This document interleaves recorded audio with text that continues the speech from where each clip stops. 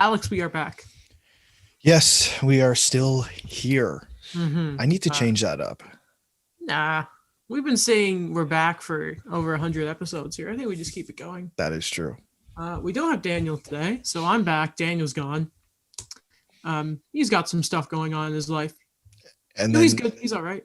And then next episode is me and Daniel, and you won't be here. Yes, it is. We'll all be back for Sunday though, before the day before the deadline. Actually, yeah. Yes. Yep. That works out. We won't be like everyone else doing their deadline shows because we've been doing it for the past 4 weeks. And today will be our last preview show when we look at the East Division a little while later, aka the big division with the Sabres, the Boston Bruins. They're kind of bad. Not as bad as the Sabres, who don't even have 10 wins yet. But you know what I really don't like, Alex, before we talk about hockey? Tell me. I hate Instagram. Oh. I don't know how to use it. And so there was like this announcement for an anime I really like that got confirmed, right? JoJo's Bizarre Adventure Part 6, Stone Ocean. And I put it on my story because you know how I use my story like I use Twitter, right? It's just like, here's the thing, here's Adam's tidbit. And you pointed out to me, no one else did, that I put it up 3 different times. Yeah. You know how also in your Instagram profile bio, you can put your name and then you put whatever? So yeah. I didn't know when you message somebody that whatever is there, it comes not your username, but whatever you put in your name. So I liked the format a bit different. So I put Ryerson. I'm in Ryerson, obviously. Yeah. And one time I was messaging Tala, and he's like, "Why is your username Ryerson 2022?" And I'm like, "Do you know how long it's been like that?" And no one told me. It's so dumb. Why is it not just the username? That's true. Snapchat, and you can just write your own name for somebody. It's so dumb. I remember the first, like when we first made the group chat with me, you, and Daniel for the podcast, and it was Ryerson 2022. I just assumed you were doing it on purpose. No. Oh, well, I guess. Not disturb. God damn it. No, every goddamn time. It's just social media, man. That's why That's why I leave it you and Daniel doing all the social media stuff. It's just too much. Just too much. Kind of like how I'm having. I know about you. And this is one I kind of wish we had Daniel here to have a third opinion of this, because I am having a lot of trouble watching NHL games lately since the Tim Peel hot mic incident, because I am overthinking every single penalty in games now. So like Montreal's last game against the Sens started bad game. We'll talk about it later. Gallagher takes a 4-minute high sticking call. Buddy drew blood. It was completely fair. But then there was this time when Montreal went on a run of getting calls, and then there was a blatant time during the third period. Nothing was getting called until there was a delay of game from the Sens, because you have to call that. I am having so much trouble watching games without thinking, all right, here's the call, here's a missed call. Okay, let's check the amount. Is it even calls? I don't know if that's just me, Alex, but... Sometimes, like... The first Leafs game after the Tim Peel incident, sorry, there's the camera pan to the referee with Wayne Simmons and the referee talking. And I don't know if you saw, he was covering his mic. Yes. And it just made him look guilty. Mm-hmm. And it's like, why? Like, why are you doing that? He doesn't want to get in trouble. Doesn't want to. And I mean, Simmons there have been some weird calls. We're going to talk about the Winnipeg little mini series that the Leafs just had. And, you know, there was a blatant missed call on Austin Matthews. Mm-hmm. And someone was very vocal about it. Yes. Don't know who, but somebody. Yes. And then one broadcast clearly saw what was wrong. The other called him a diver. And if you just watched it, well, whatever. I just officiating, man. We need to get to a breaking point here. It's just so there's actual betting sites. You know, you have the money to go bring in like George St. Pierre, some of you. So why don't other people be like, hey, NHL, fix this. Get the real game going here. It's so dumb. So dumb. You know what's not dumb?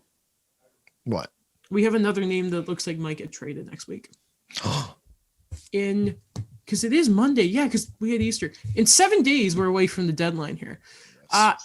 It looks that Kyle Palmieri is on his way out of New Jersey. His agent confirming that he would sit out yesterday's game against the Capitals in anticipation of a trade in the coming days or weeks. It was really funny when you see New Jersey tweet out precautionary reasons, and then his agent's like, yeah, we want to, trade's happening. Yeah. I mean, I don't know about you, but I am a little surprised at this, that they couldn't get an extension done. And I've said it before, and I even said it last off season.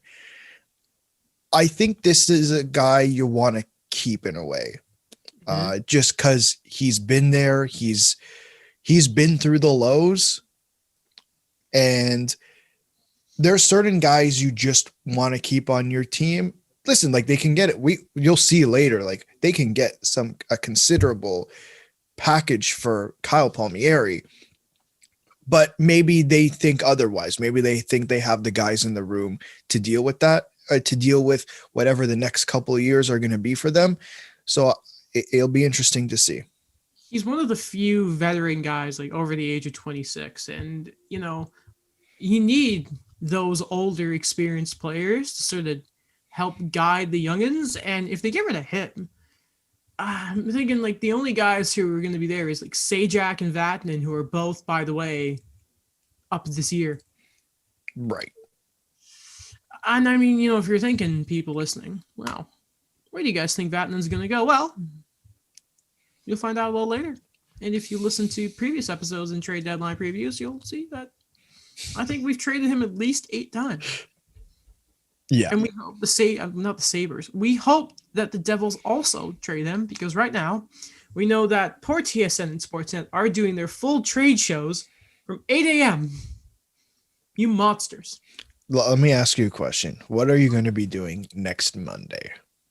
I have class 10 to 12, so I will simply be, because I don't really, whenever I do class, I like having my headphones on. Yeah. But what I'm going to do is sit in front of my TV, have one headphone on, the other one behind, and just being, because like I have over the headphones, right? And I'm just going to be semi paying attention. Because normally, obviously, the deadline is dead until the last hour anyway. That is true.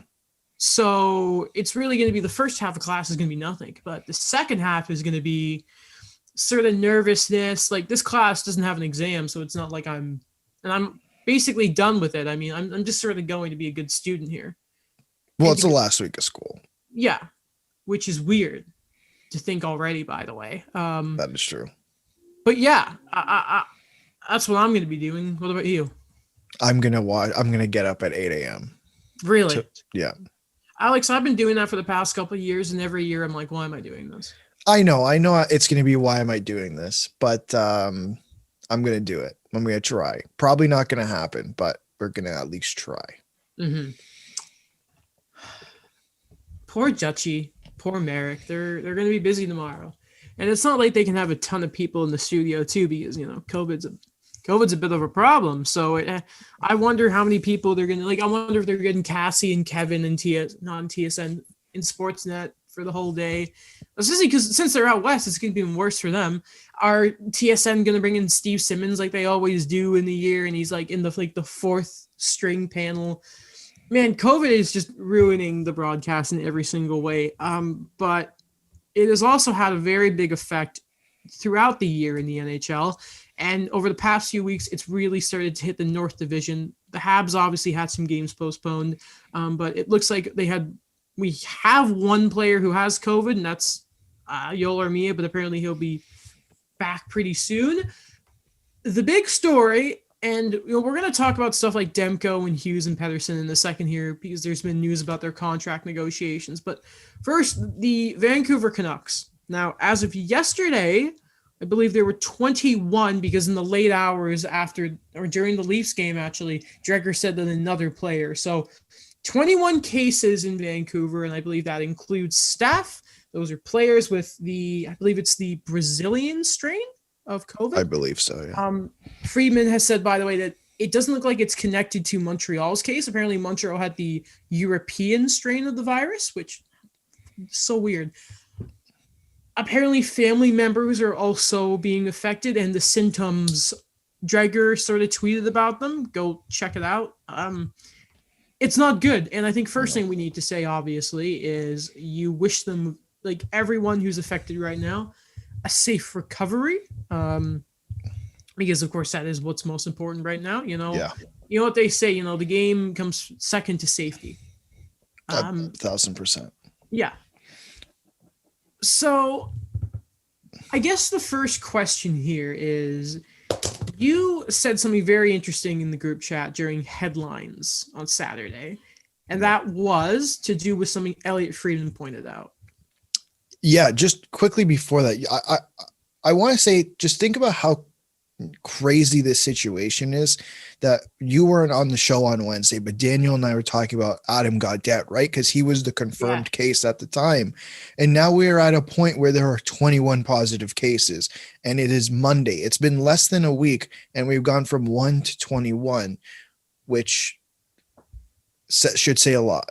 But to go back to your question, yeah, I brought up the point that Elliot Friedman said the NHL hopes the Canucks will finish their season, that it doesn't seem like that's gonna, like, he made it seem that the Canucks are probably going to finish their season, but there is a slight chance that they might not.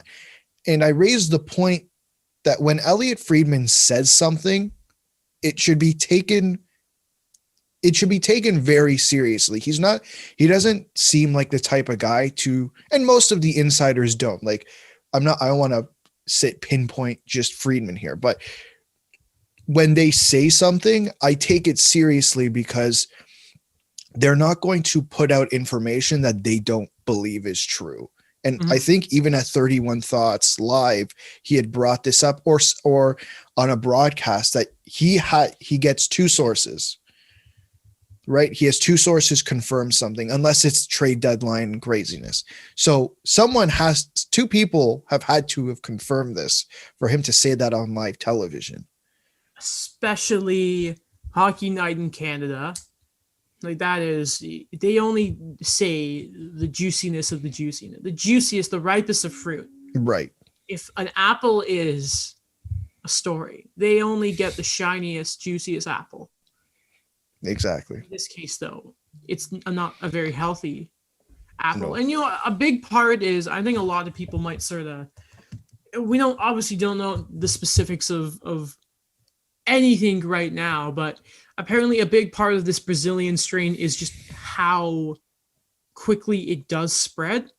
And it's very scary to think that if it was the Audette stuff and he got pulled out of practice, or it was a morning skate, whatever, and just like that, and like some of the names, it was Horvat, it was Hughes, it was Demko, it was Roussel, it's almost like, because Pettersson's been hurt, and it was almost like, fortunately for him, he's obviously not going with the main team right now. Yeah. That he seems to have just missed it. I mean, I would take a bet. Yeah, they're finished their season. You do ask the question, how many of the players are going to come back? Because how many of them, not just their choice, but family at this point? And I think it's pretty likely that they don't play 56 games at this point. We're already into the buffer zone. Right. And Friedman made it sound like, the North Division playoffs are already starting a little later because of the COVID situation in Montreal. And Vancouver is just so much worse. I mean, apparently they were looking at probably resuming practice this week originally. Not anymore. It is just, I think Dreger pointed out that it doesn't look like anything's happening for maybe 14 days. And plus, the idea that, I'm not going to say who said it, but this idea about rest is baloney, because they're not resting. Sure. I mean, yes, technically, by definition, they are resting, but their body isn't resting. Their body is like, I'm no scientist. I'm in journalism. Mm-hmm. Like, so maybe take this with a grain of salt, but I don't think their body is resting the same way it would when they have a full week off. Like, their body is trying to recover from a virus the same way when you have the flu or any other virus, your body is trying to recover from it. It's not properly resting. You're crazy if you don't think that the situation in Buffalo contributed to somewhat to their 18-game losing streak. And that's an important point.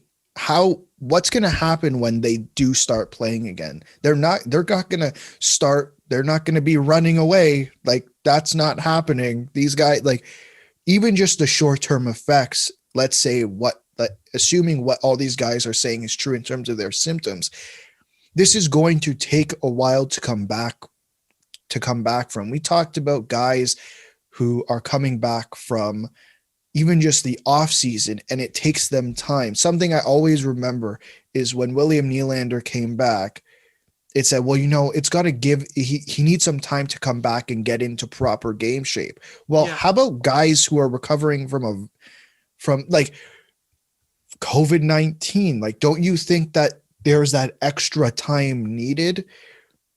Like, it's going to affect the Canadian division for the rest of the season, whether we like it or not. Their conditioning, I imagine, is just going to be a mess. I was thinking about it the other day, is if some of these games don't end up happening, it's like, the Canadians are very fortunate in this regard that they've played all their games against the Canucks, right? But what happens now if we have a fight at the top of Winnipeg and Toronto, and they're within 2 points of each other? And let's say the Jets are the team behind and they are missing that game against the Canucks now. And let's say they win that Leafs game, and then all of a sudden they're first. Obviously no fans, but you know how coaches are like with the last change at home ice, right? Like the ramifications are going to be huge. But then again, like, nobody goes saying, the Canucks are, they've clearly done something wrong here, and they're terrible and they suck. No, we don't know what's happened here. Yeah, I only saw a couple people do it, but I'm not the biggest fan of trying to figure out where they got it from. Like, no. I don't think many people are talking about it, and I saw a couple people saying, well, they're in the community. I don't like that idea. Like, they could have literally gotten it from anywhere. I'm going to go and get a coffee at Starbucks. And then who knows, as you're waiting outside the Starbucks, if somebody you don't know walking, because like, let's be honest, not everyone who walks around outside wears a mask, because I don't, at least, in Canada, you have to wear them inside, but outside, like, there's no law against it. At least I'm pretty sure there's not. So that person, I don't know, they give a cough in the air. I don't like, I'm not I'm not a scientist. I'm not a meteorologist, but germs, man, germs. Like, you ever watch that commercial? It's like Mo's a frontline worker, and Kevin takes the bus, and it's man. I mean, that's the reason we're in a lockdown. It's not really a lockdown, but quote in quotation marks. As you can tell by the background, I'm in Pickering. Next time you see me, I'll be back in Montreal. I hate the orthodontist. Ruins everything. I'm kidding. They're lovely, except they like the color green. No. I guess also we'll talk about we'll hold on the contract stuff, actually, and we'll go more about what Friedman was having a night on headlines, as he normally does. The league apparently has set out a very blunt, and I'm paraphrasing here, a blunt memo to teams, because they are apparently getting reports that people may be breaking COVID protocol, and the mess in COVID fatigue is a term. We've heard politicians mention that before. And the league are saying there is COVID fatigue happening, and maybe, guys, we need to barrel down here. Like, we've got 3/5 of the season done by now. Yeah. Some guys are around 30 games. But people apparently are not listening. We saw this as early in the season as Alexander Ovechkin and his teams. Like, there was points made, like, playing cards together. All this stuff at the beginning of the year, like, again, that's exactly, as I said, Ovi got in crap for that. And imagine what it's like players now, all these months down the line. Right. And I wonder also if there's a bit of the stress. I know we don't expect it to be a busy deadline, but, I think it was Harman Dial had a really good article about what a player feels like around the deadline. And I wonder if there's also that bit of stress on them. I can imagine. I can imagine there is. Just when reading that article, like, it's, and just thinking about it in general, like in life, like it's not an easy thing to move from one city to another. And especially like those guys who have to do it kind of instantly, it can't be an easy thing. And I do think I think it has some effect on these guys. But I want to speak on that about them, that memo. And I think I can only speak on the Canadian teams because I know what the Canadian government federally and the provincial governments were doing. I think there are, especially in certain provinces, they are very strict with the sports teams. For whatever reason, for whatever reason, they're very strict on the sports teams. And I think they know that if this just blows up, the governments are going to get involved.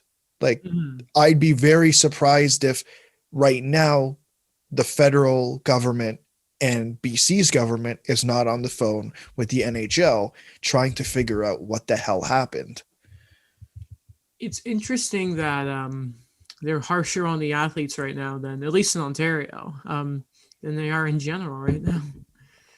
It's 7-day quarantine, but you know what? You can't get your hair cut. We're not gonna. No, you know what? I'm not getting into thinking about Florida and that, but it's not been great here. Also, Freeman also talked about that the possibility of a playoff bubble, and he emphasized that on the 31 Thoughts podcast. Which, by the way, in case anyone's gonna say anything, we're only like 10 minutes into it because then we had to record. So, like, if there's something we've missed, don't yell at us. But Friedman mentioned that the possibility, and he just said playoffs, not like finals or conference finals, division finals, just playoffs. A playoff bubble might be discussed. And first thing, we know the players are going to hate that. No one wants that to happen.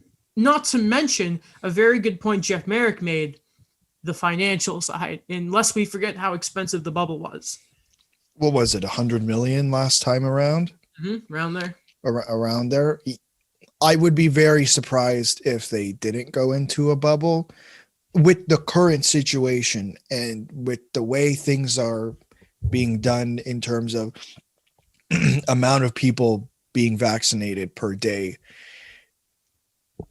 I'd be very surprised if the Canadian team, whatever Canadian team makes it to the Final Four, is either going to be located in the US or they just say, you know what, let's not take the chance and throw the Final Four into a bubble. Because that would actually, if they do that, that would reduce the cost significantly.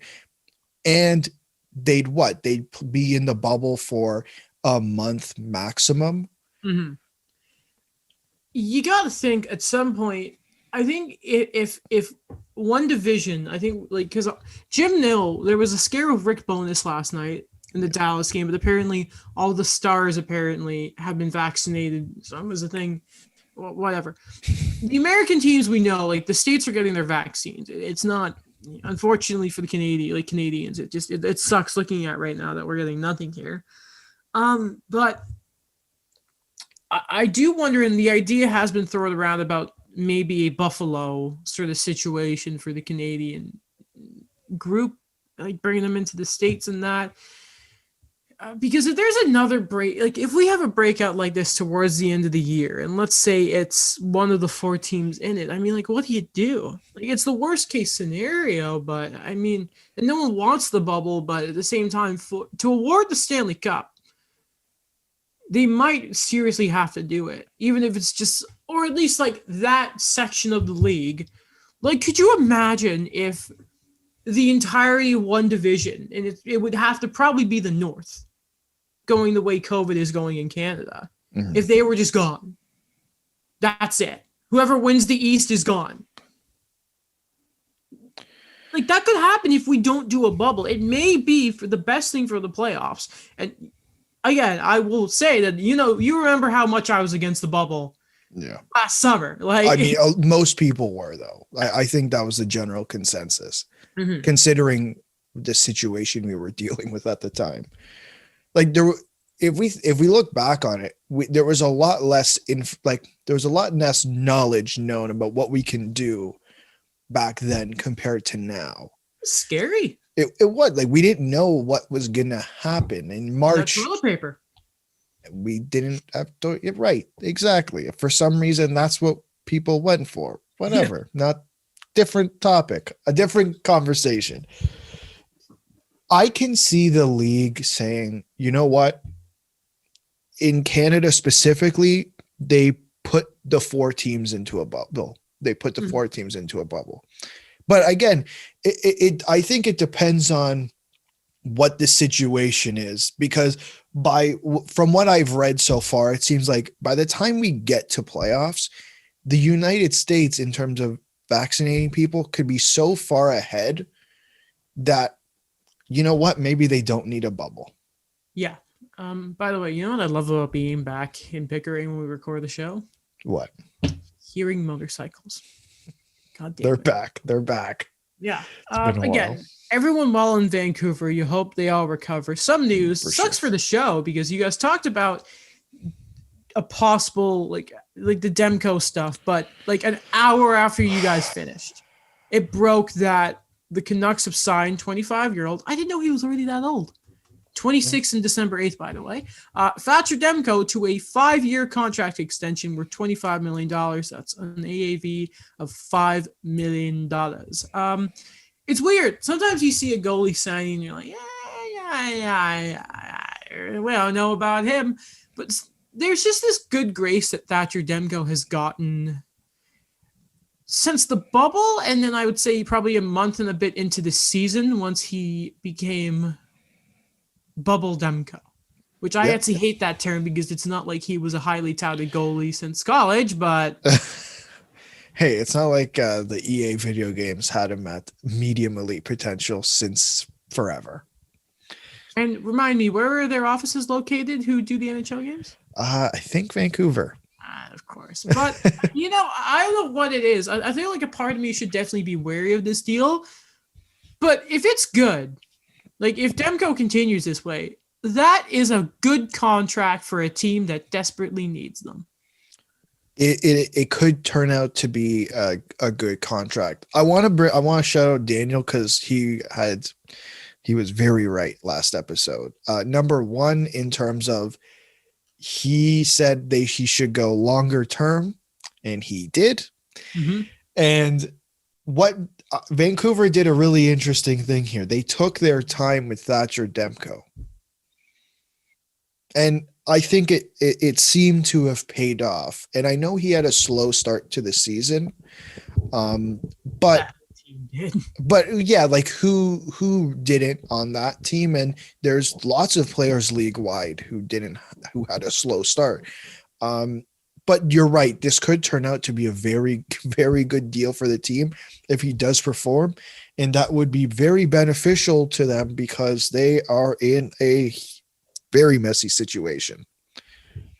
Now, something else that was dropped on the headlines by the Freedman, the Fridge, as we call him. Apparently, negotiations between Pettersson and Hughes' agents, because they're the same agency, if not correct, and the Canucks have begun. Now, it's, again, the very, very beginnings of the negotiations, and right now it is not the number one priority, because obviously, COVID. By the way, the contract extensions that the hockey world has not shut up about for ages now, these contracts. Now, I was having a feel the other day. I was looking on Cap Friendly. I'm thinking, I am not convinced that these contracts are going to be longer than 3 years, because we talked about this before about Hughes not having leverage, but then he could just say, well, who else are you going to give? The problem is, and I feel like we always forget about this, is comparable deals.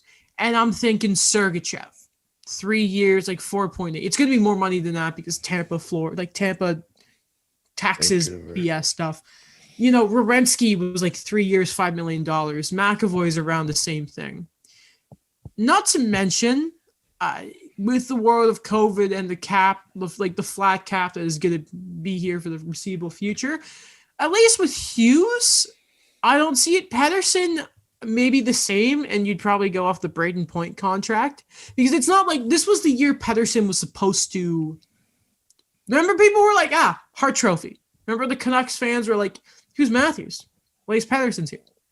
And you talk about players having slow starts. He didn't have he had a goal for the first, what was it, 11 goal games or something? He was not great to start. Not great. I think you're right. I think it's beneficial for both sides, for team and player, because if you want both guys at the moment, it's going to cost. If you want long term, don't fall. Not a beanbag, it's a swivel chair. My shoulder just slipped on one of the armrests. Okay. In terms of player, number one, you're right with the cap. Take that short term deal. You will get paid next time around. Mm-hmm. In terms of the team, that it's beneficial to them now, because then they can get them on lower cap hit, and again, it'll be a smaller period of time, but by the time those contracts end, there'll be significantly more cap space.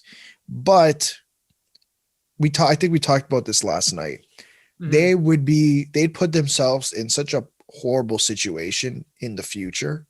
Yes. In terms of having to extend guys, like next season, Besser, the season after that, Miller, Horvat and Miller.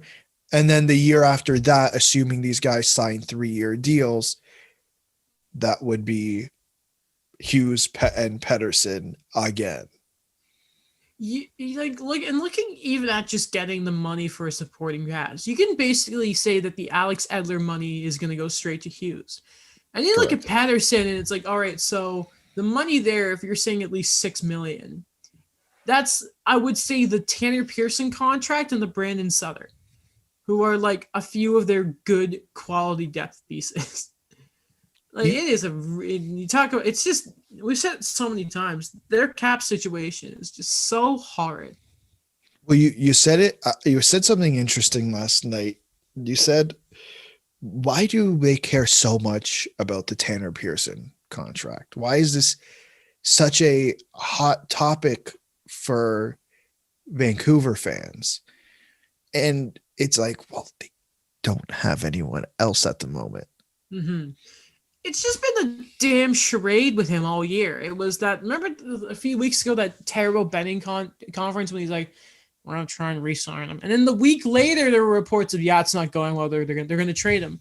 Then last week, it was, we're going to try and sign him again, but he's hurt. But then there's also trade rumors. And it's just what's going on here? And it's just, I wonder if there's also an element of the Canuck fans are just so sick of losing players to free agencies. They signed all the worst people to the worst contracts, and then they've just lost all the guys that they actually wanted to keep, Stetcher, and you ever heard of Tyler Toffoli, and then and we've spoken about those bad contracts so many times, but I wonder if that's just another sort of layer of anxiety for Canucks fans.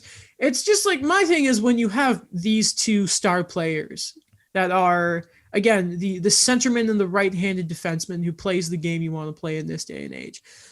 Why is there so much hoopla around Tanner Pearson? It just speaks to just how dire their situation is, I think, at the same time. And it's we have to make a hoopla. And it's such Canadian hockey coverage, isn't it? Tanner Pearson. I know it's weird. But I like you said, they don't, who else are they going to bring in? They don't have it feels like they don't have any money to spend. Mm-hmm. And I'm still of the idea, and I said this last episode, I've said this many times before. If I was Jim Benning, the only reason I am not talking to Pettersson and Hughes on what would have been July 1st, because I know weird season, it wasn't technically July 1st. Yeah. Is because they don't want to sign before this season. Mm-hmm. That's the only logical reason he should have to have not been signing those deals. Uh-huh.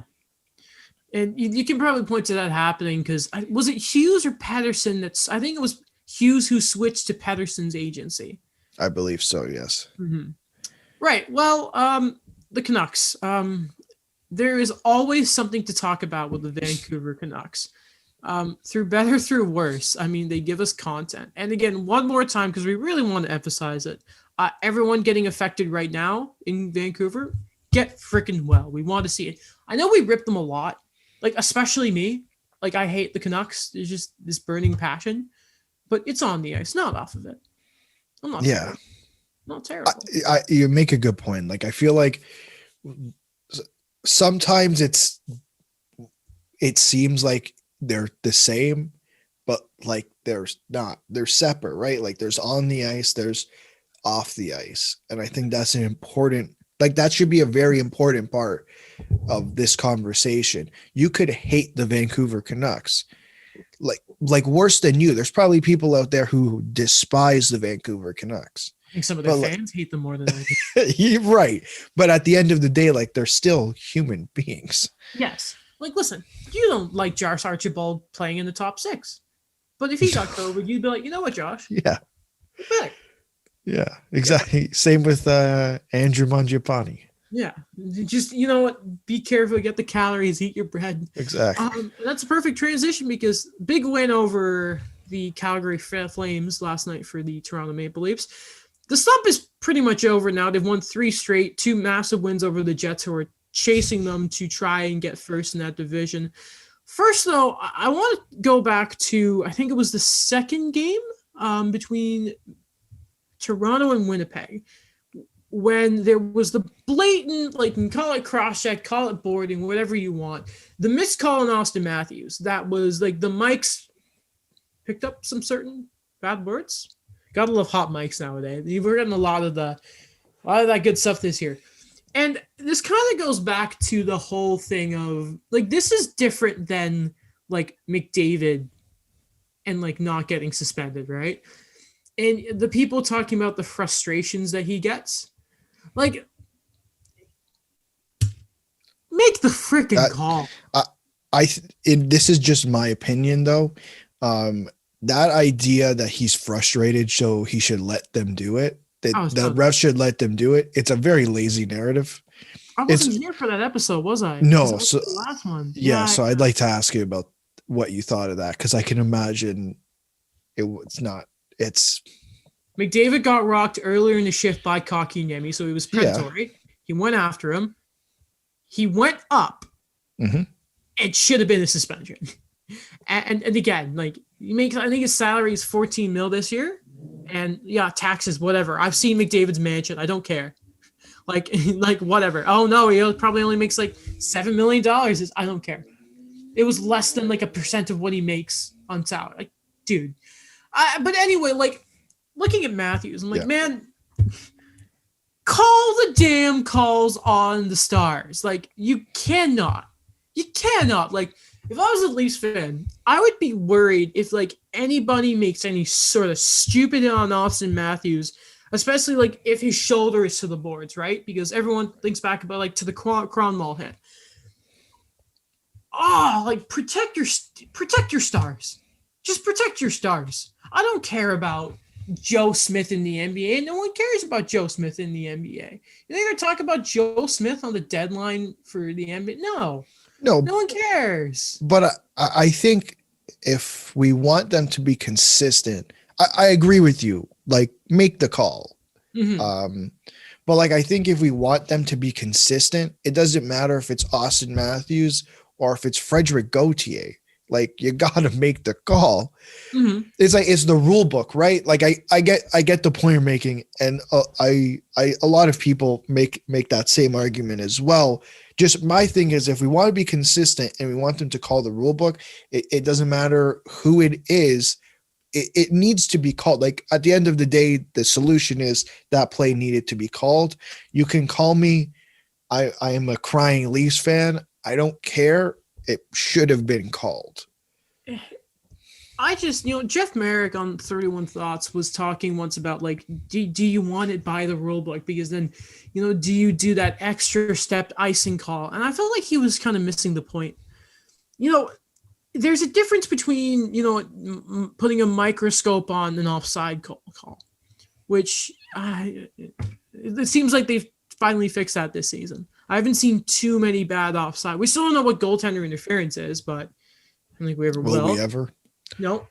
But it's like the blatant missed calls. Like you call a high stick. You know, there's just the common stuff, like common sense stuff that prevents injuries. You know, like Manny Malhotra, I'll always like think about like his injury to his eye, and the fact that he played again was a miracle, right? And you know, and then you see the career he's had as a coach. It's fantastic stuff. Like just make the calls, people. Make the calls. It's not difficult. But something else I want to talk about before we get to the specifics of the game is I was looking at. I love looking at who's leading the league in points because I love looking at how Ovechkin is doing goal scoring because I'm becoming a fan of tracking him. His goals sounds kind of weird. 169 away from Wayne Gretzky, by the way, if anyone wants to know that. And I love seeing how far McDavid is ahead of somebody. But then I was looking, and I've noticed every time I've looked at the standings and the leaders in scoring, a guy who's always been in the top 5 all year without missing a step has been Mitch Marner.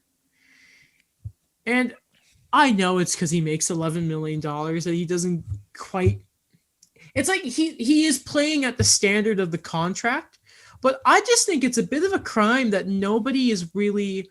You know, I feel like instead of the attention that a John Tavares gets for his lack of play and production, I feel like we could at least be giving some mention to Mitch Marner and the way he's... And I am saying this, and you know, we can see all the Hab stuff behind me. Yeah. Where's the love for Mitch? Come on, people. I can... And you're right. Like, I think the $11 million does have something to do with it. I think it's... Let me start with this before I tell you why. Mm-hmm. He is a very good player. Do I think he's an $11 million player? Still, I do not, but that's a different story. But I think he deserves the respect. Like, maybe you're right. Maybe we don't talk about him enough. People don't talk about him enough. But he is a damn good player. Like, I don't think there's a game that goes by when we're watching together and Mitch Marner makes a play or even when he scores, sometimes like, wow, like I did not know that was going to happen. Like this was completely mind blowing to me. Mike doesn't even call him trash on those FaceTimes either, which is no, he's not. Yeah. Mitch Marner's not trash. But I think I think there is something bigger here than just the $11 million. I think that contract negotiation for the fans of this team, it hurt his reputation. No matter what happened, like he could win the heart, but everyone's going to remember that Mitch Marner took this team and tried to get the most money out of them. I don't necessarily agree with that idea. I just know there are fans who think, well, wait a second. This is the hometown guy who loved to play for this team, who wanted to play for this team. And he said, nope, I'm not going to be the guy who took less. Is it a 5 or 6 year deal? 6. It's the same. Yeah. It's the same year as Tavares. Would you turn down $66 million? Would I turn down? No, exactly. Like, you know, I got hatred of that contract because it was the only thing talked about in hockey for so many months. Right. But he's just good. By the way, you mentioned he's not an $11 million player. You know who makes him an $11 million player? I hope Paul Marner is listening to this. Austin Matthews. Austin Matthews has made Mitch Marner a lot of money. Even John Tavares got him. Like, whoever he was playing beside, there's 2 guys on this team that makes him that much money: JT and Austin Matthews. Oh, the centerman makes the winger look good. You don't say. If he's playing, no offense to Nazem Kadri, I love the guy and I still take him on this team. Yes, but he's not. Mitch Marner does not have a 94-point season next to Nazem Kadri. You think about it like this, right? Okay, so who has John Tavares made rich? Everybody. Poso is a big one, right? Yeah. Is it Justin Bailey? Because there were Josh. Okay, Justin's the other one. Josh Bailey remember when he scored like 40 goals? There's that effect, like Verhaeghe, because of Sasha Barkov, is making so much money, right? Is going to make so much money. Right. The list of Pittsburgh Penguins, it's not the winger. It's never the winger. Like, if Brad Marchand hit the open market today, it's because of Patrice Bergeron that's made him better. Like, there are very few players that the perfection line in Boston looks as good of because they are able to have Patrice goddamn Bergeron. Yes. Anyway, though, back to the Leafs themselves. Yes. Talking about Calgary, I guess, in that game. Sorry, Noah Hannafin, who just had a really bad third period, and Daryl Sutter just kept sending him out there, which I didn't think he was going to see the ice again. I gotta ask you this, even though I hate asking this question. God damn it. Alex Galchenyuk. He scored. He did it. He did it.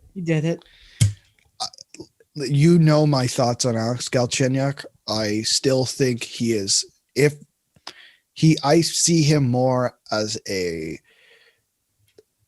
guy who's just kind of there until someone else comes in. Yeah. That's my thought on him. I think he's changed his game, and I'm glad, and I think you said this last night too. Like, I'm glad he did, because I think he can be an NHL player who can have a small impact.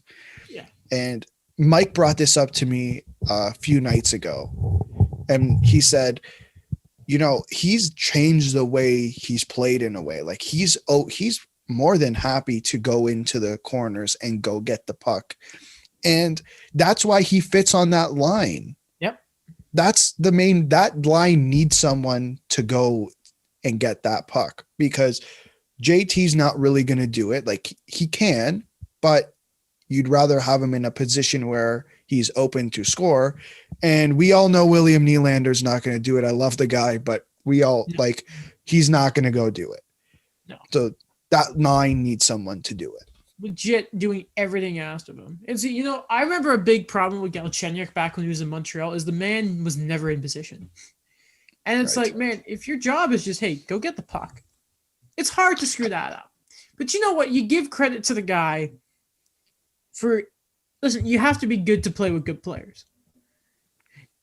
It's just so freaking frustrating to see him doing so well with Toronto. It's like, man, could you have done this in Montreal instead of, how many times he tried to cut in the middle and try and make a move and it just goes nowhere.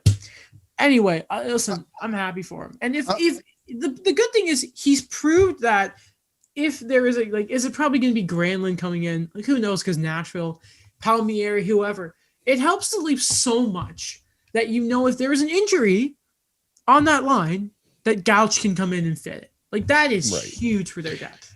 How much do you think, I was thinking about this morning, how much do you think the Leafs sending him to the Marlies, sending him to the AHL to begin with, changed things for him? Because he's never been in the AHL ever.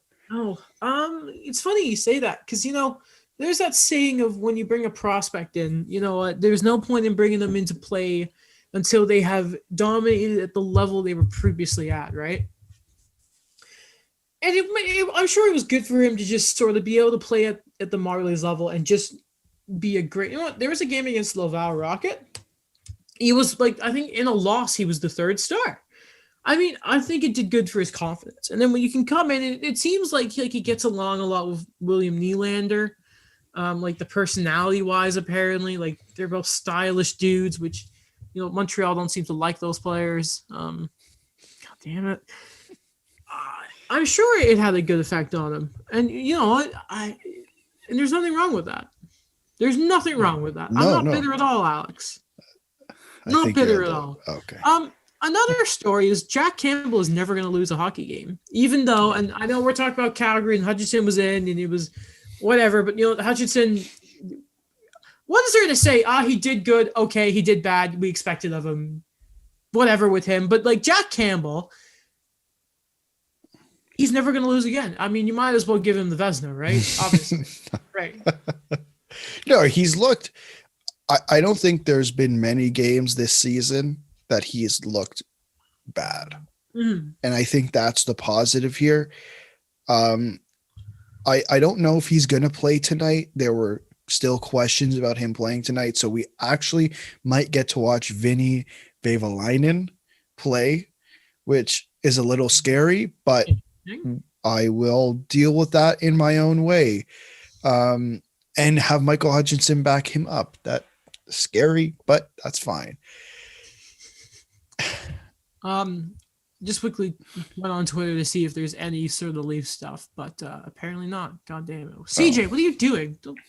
You recorded 31 Thoughts last night with the guys. Do your job. CJ Boston. Yeah. We can say that Leafs slump is very much over. And I guess another thing here is I want to ask you, over this stretch of games, what's impressed you the most about this Leafs team? Except Campbell and Galchenyuk, because we've talked about them. Yeah, no, I think the fact that they got out of this slump is impressive. But if I had to pinpoint a player, like I think that the first line with Hyman, Matthews, Marner has looked a lot better. And maybe, listen, maybe the Leafs took the right approach and I was wrong. That Matthews does look a lot better the last few games than he has before. Mm-hmm.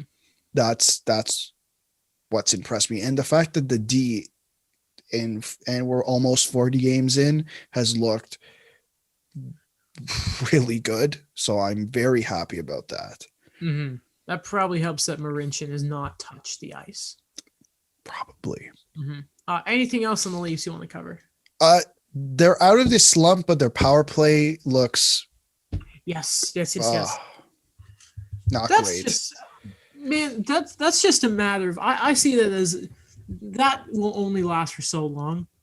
That is true. Again, it's still the North Division. There is still no defense. There is still all the goal scoring in the world. True. That dam is gonna break, and then it's gonna go in all things firing. I mean, there's too much talent there. Honestly, there just is. Sometimes it's just a simple pass, a goal, crappy goal, whoops, garbage goal, and it helps. I mean, Oh God. Also, it's okay to have two good goalies, by the way. I just want to make that clear.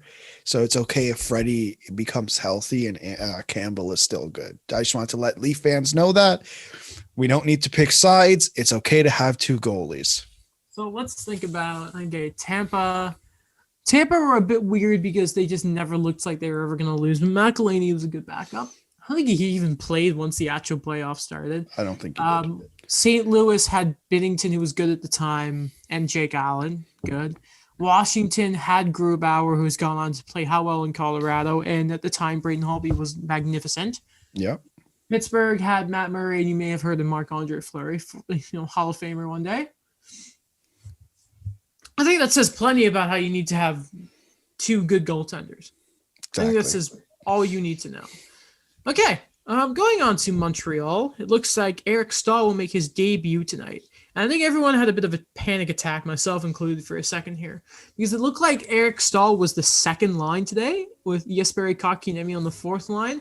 And everyone freaked out because it was the Byron Lehkonen Kotkaniemi line that was very much the line that got everything going against the Oilers last week. But then I think we all sort of forgot that Montreal aren't a team that actually do 1 through 4, and it's just who's good tonight. And the line that has been really good, that, man, it was worrying when these guys weren't going. And do you know what? Since right before the halfway point of the season, Thomas Tatar and Philip Deneau have started playing hockey again.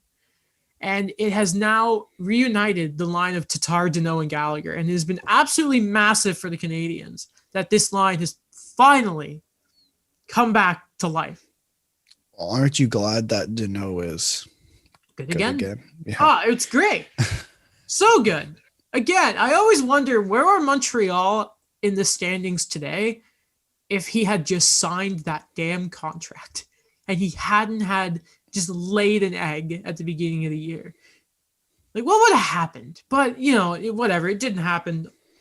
just play your games in hand now and try and catch Winnipeg and Edmonton. But a player who I really, really want to touch on here is, we had Christopoulos on, and, he joked about how he didn't like Kotkaniemi.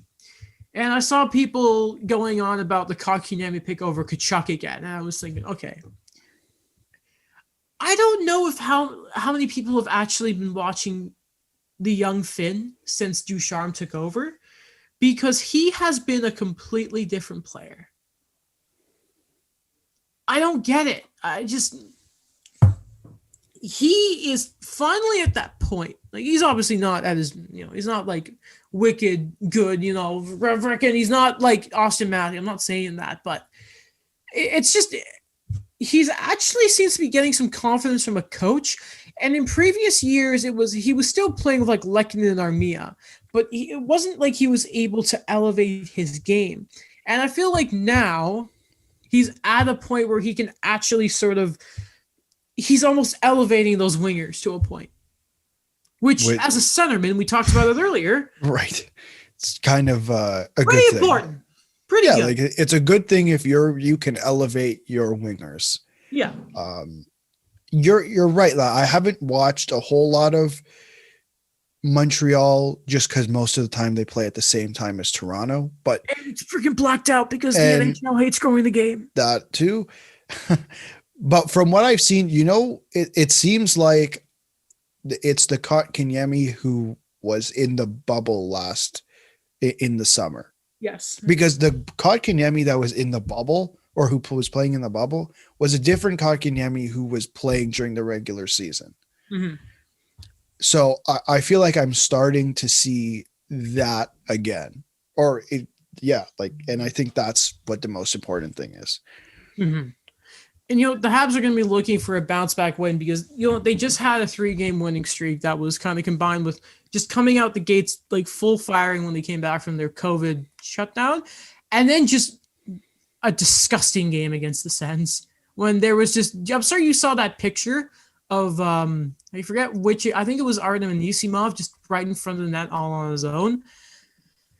And it's just a terrible game. Now, like, in response, like, I think the Habs have been pretty good at coming back from wins. Carey Price gets the nod back in tonight. But I'm wondering what you're going to be looking at from Eric Stahl tonight.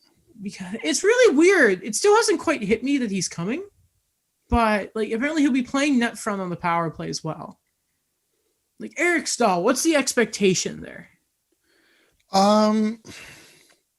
That's tough. Like, I don't know. I want to set a high expectation. I just, I want to see what he looks like, because I think the thing is he's been in Buffalo all year, and we've had countless conversations about Buffalo. Mm-hmm. Buffalo hasn't been great. And I don't think his production in Buffalo matches what his true reality is. So I'm more interested to see tonight, what does he actually look like this year? Mm-hmm. Because we don't really know. I don't know what anyone on Buffalo is, as you say here. He'll be playing with Jonathan Drouin tonight, it was just pretty funny to watch him and Tyler Toffoli. So they've gone and given him to, probably the hottest playmaker and the biggest goal scorer. So he'll be the middleman there. Right. I don't know. It's going to be weird. I don't know what quite. What else was really interesting is, remember how Jonathan Drouin had that really bad wrist injury? And how he has like 2 goals on the year. He was talking today, and he said there's no excuse, but he doesn't have the same wrist anymore, which is super concerning, but also impressive of how well he's been playing, that it doesn't seem like he has an amazing wrist. But I just, at the same time, I wonder if he's also saying, yeah, I know, I only have 2 goals, and we're trying. Because he shoots the puck, but like he's never had an amazing shot to begin with.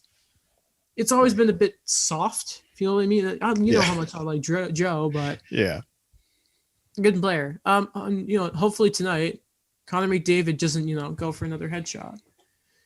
Like, dick. Hopefully. I don't like him. Are they playing Edmonton? Yeah. Okay.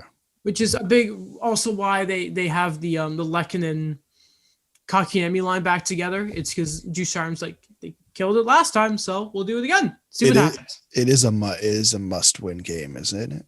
Right? In a way. Let me get the standings up here. See, what helps Montreal right now is they have a bit of buffer room because the Flames are just.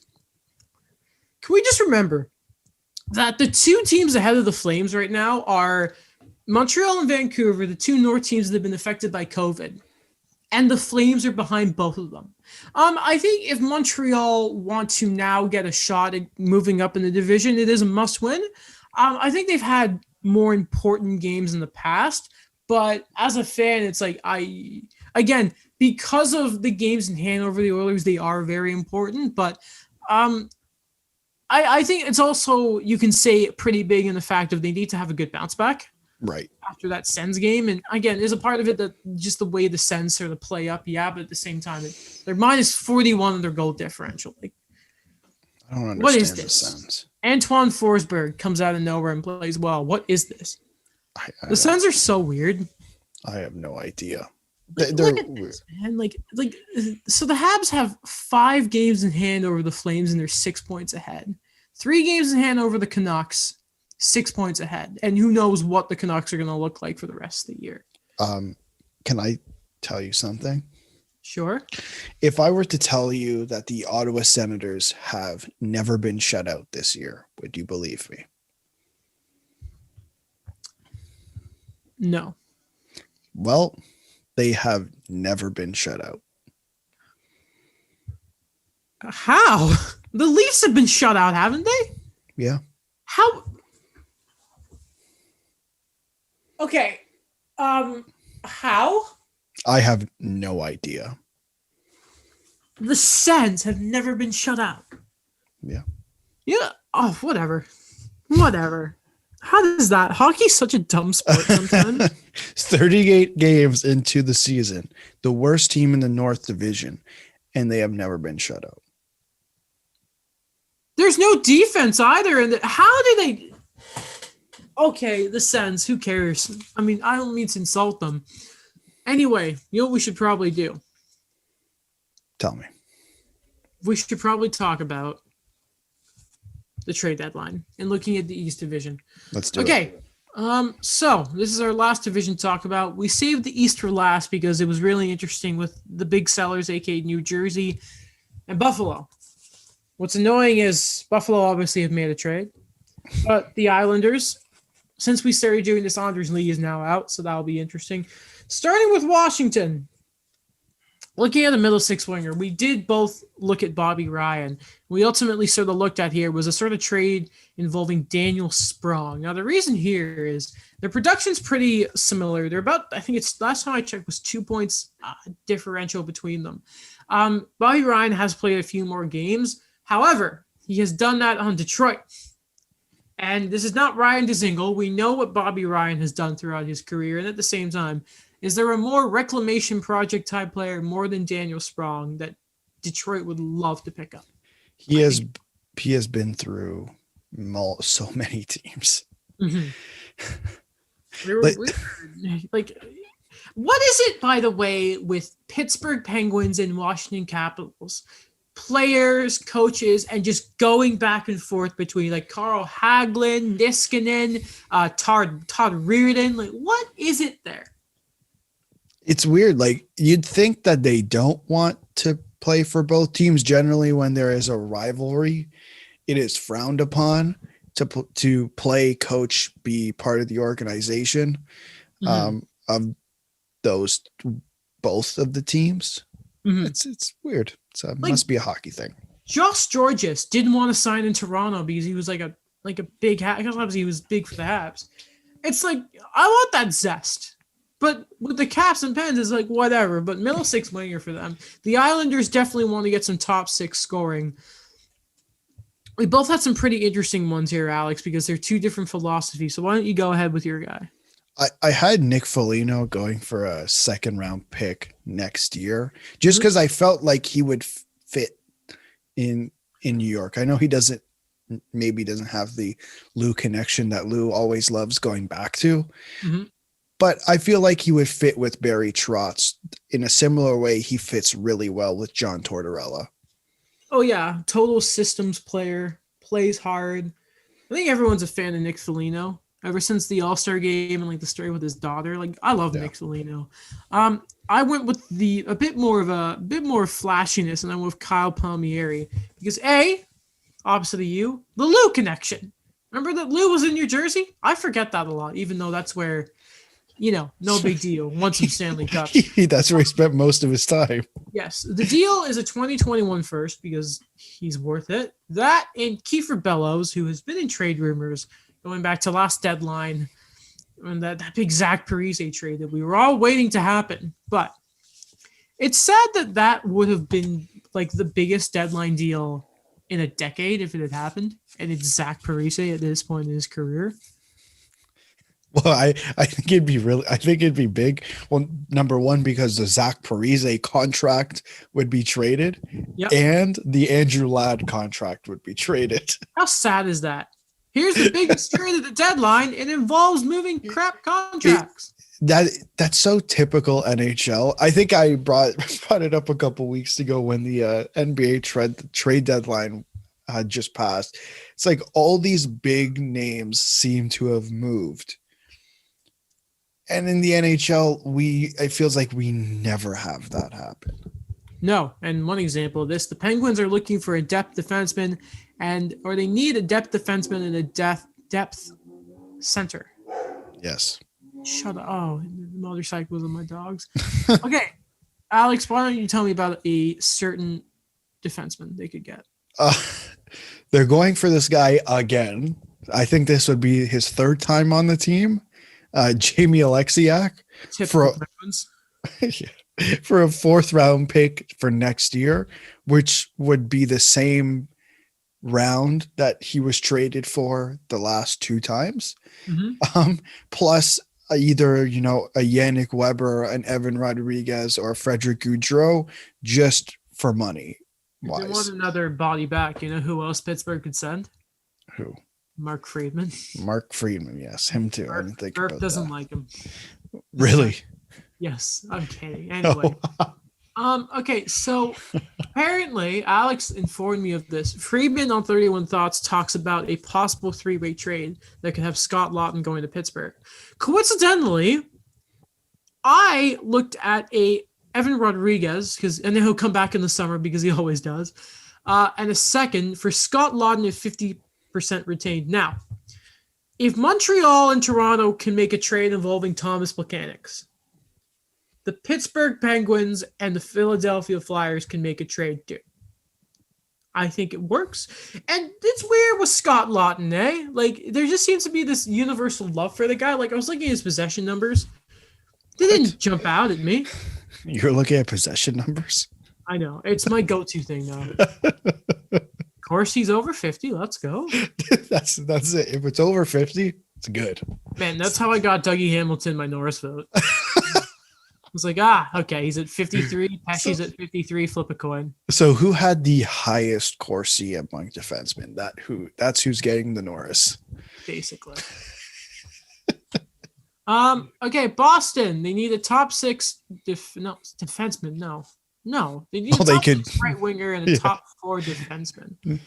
Alex, a defenseman. There's a pretty good one out there they could probably go get. Yeah, I on this guy, by the way. You are. I did a double trade. So they're getting both assets from the same team. From the New Jersey Devils, Kyle Palmieri and Sammy Vatanen, and the other. I know. I'm sorry. I don't want him to go into Boston either, but sometimes it has to be done. For a first round pick, a third round pick, and Oscar Steen. I was wondering why I only had your name on this, but I forgot that you did the double trade. Yes. I would hate it if they got. Maybe it's because I just want to, burn out the fact that you have Sammy Vatanen going to Boston. It's the last thing I want. They've made trades in the past too. New Jersey and that, going back to, I think it was the Marcus Johansson deal. Yes. Remember when he was a Devil? That's why Rachel Dory likes him so much. Okay, yeah, but it's a real shame that you didn't trade Jack Studnicka in that trade because I think between us, I think we've traded him at least 5 times getting ready for this. I have a bit of zest when it comes to Philly.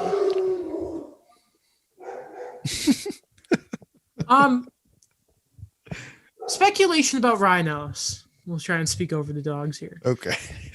And I imagine at some point Jake Voracek has to go because there's just been this stuff with him and Giroux. They just seem always consistent. Voracek's still a really good two-way player, and I'm convinced Nashville will try and make him a centerman. So they are going to send Ryan Ellis to Philadelphia for a first and second, and this is not getting done during the season. This is going to be a draft deal. For a first, a second prospect, Morgan Frost, and Jacob Voracek. It's not as spicy as my super Nashville Toronto trade or my Jack Eichel three-way trade of Eichel and Tradeness, but it works anyway. It works anyway. Okay, you and I kind of took the piss out of Pavel Buchnevich here, so why don't you go first? Oh, I had Pavel Buchnevich going to Calgary for a second and Oliver Shillington, just because I feel like Brad Treliving could be on the hot seat. And to make a last-ditch effort at making the playoffs, he could bring in Pavel Buchnevich, and they could also either flip if things don't work out, flip him because he's an RFA, or they can sign him because he has seemed to have turned into a good player. Yeah, the player I think the Rangers always wanted him to be honest. I looked at Nashville and how they think they're good again and said they're going to go get him for a second. And I wrote in woo, woo, woo, Nashville going for it, yeah. And about 3 exclamation points afterwards. And about 5 H's. They all look like exclamation points, but you can clearly see when they stop being H's and become exclamation points. But we both know the realistic trade here is he's going to be part of the package going to Buffalo for Jack Eichel in the summer, right? Correct. Absolutely. Okay. New Jersey. I have Dmitry Kulikov. Yes. Going to Toronto. Half his salary is going to be retained, so that's $575K. In exchange for a conditional 4th. If the Leafs win the cup, it's a 2nd. You might be saying, Adam, that's a weird trade. Why is it not a 3rd? They don't have a 3rd. And they win the cup, so who cares? Exactly. They win the cup, they could have no picks. Indeed. I don't care. You That's love all that to matters to me. Mm-hmm. I do like that's an interesting one. I'm slowly starting to get on the train that Toronto needs to make a depth defenseman move more than anything else because we are 1 injury away. Last night I said we're 1 injury away from Martin Marincin stepping on the ice. Mike pointed out to me that actually it would be Timothy Liljegren because Rasmus Sandin is injured. Yeah. And then I said, well, we are now 1 injury away from Timothy Liljegren playing in the NHL playoffs. Not good. Sorry. Not good. I didn't put Montreal, but I was also thinking if they don't get Vatanen, I think Kulikov could have been fine. Though Buffalo, they can be kingmakers here, and you have one about Linus Ullmark here. Good goalie. Yeah, with all the talk recently about Philadelphia potentially looking for a goalie to kind of give Carter Hart a little bit of a reset, I have Linus Ullmark going to Philadelphia for a 2nd and Isaac Ratcliffe prospect. Mm-hmm. I think this could be a really good move for Philadelphia because, Brian Elliott is a UFA at the end of the year. So is Linus Ullmark. But it gives them the opportunity to have a really good goaltending tandem in Hart and Ullmark. But, it really depends on what Ullmark is looking for contract-wise. Mm-hmm. And do you want to go with your Montour trade as well while you're here? Oh, yeah. I have him going to Florida now with Ekblad out, and they were already looking for a defenseman before for a 3rd and Riley Stillman. Mm-hmm. It's funny enough, I also have a Florida trade, but it's for Taylor Hall. Hall. I think your dog really liked that idea. Yeah, he did. He's all about it. He's a big Panthers fan. A big Rottweiler. See, he's even agreeing. He's saying, let's go, Ekblad. Well wishes to him, by the way. That's tough. Yeah. Taylor Hall, 50 retained to the Panthers in exchange for Mason Marchment. Cheapest guy. Roster player. Warm body. prospect that I'm sure would need a better spot. I think Buffalo could maybe help him out. Lexi Hiponiemi. That's dog for Hiponiemi, by the way. Love to see it.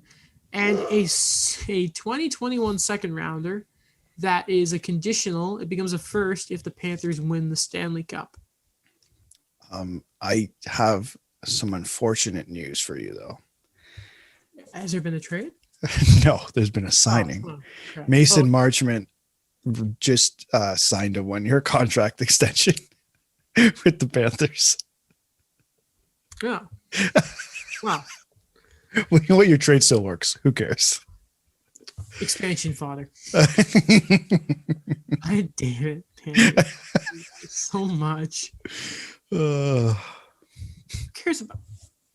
Well, go on Twitter, see if there's anything happening. Don't think so. Okay. No. I clicked on the Florida Panthers Twitter post that they extended Mason Marchment, and one of the first ones where they tagged Kyle Dubas and said, "I'd rather have this guy over Dennis Mulligan." Okay, that's how you feel, man. Like, whatever. Apparently, it's 10-year anniversary of Game of Thrones. Oh, yeah. Where's a book, George? Where's Winds of Winter? Anyway, it's coming. It's coming. It's been coming for 10 goddamn years. Okay, that's everything. We're done. Okay. If you enjoyed this episode, of course you did. Follow us on wherever you listen to your podcasts and all that. If it's Apple iOS podcast app, give it 5 stars. Why wouldn't you? We're great. Follow us on Spotify and all those great places. Check out the YouTube portion of the show. It's not really a portion, is it? It's just a version of it where you can see our faces. Yes. And all that. What else? I mean, check out our social medias and Alex's blog, my YouTube channel, my eye opener article. Check out Daniel's stuff too. He's all right. Hockey writer. I think he's a big deal. Yeah. He is. He's great. We like him. And Voice Set. Don't forget Voice Set. Yeah. Thank you to Voice Set as always for being excuse me, a fantastic platform for the show. Continues to always be great. Sorry, I swore. Next episode, I don't know what's going to happen because I won't be here. Sunday after that, we'll be praying that the trade deadline is not going to suck. So, we're hoping. Goodbye.